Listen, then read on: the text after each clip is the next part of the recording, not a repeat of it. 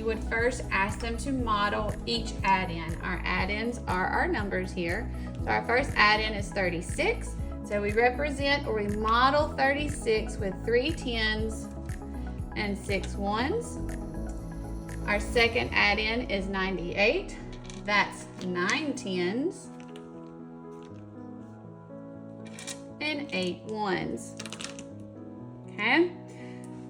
So then we go into a discussion about, are we composing or decomposing? Well, we're composing. We're putting both of those numbers together, and when we compose numbers, when we add, we have a certain order. Where do we start? And our students know that we always start with composing our ones place value first. So when we add,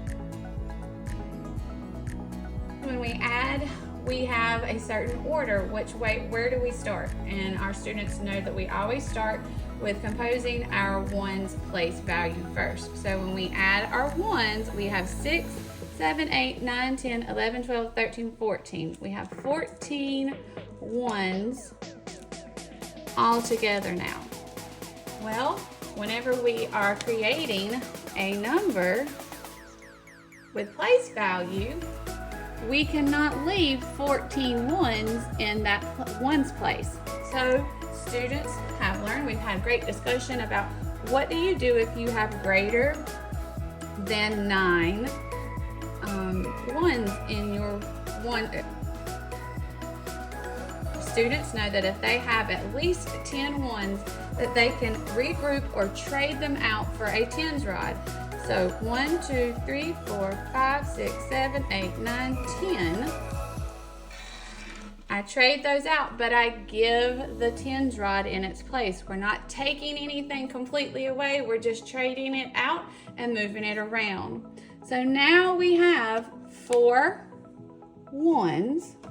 So now let's look at our tens. Move these over here. All right, so now let's look at our tens. We're going to count all of our tens together. 1, 2, 3, 4, 5, 6, 7, 8, 9, 10, 11, 12, 13 tens. So again, going back to when we construct our answer, our sum, and we look at think about place value, we can't leave 13 tens in this tens place. We have to regroup, we have to move them around.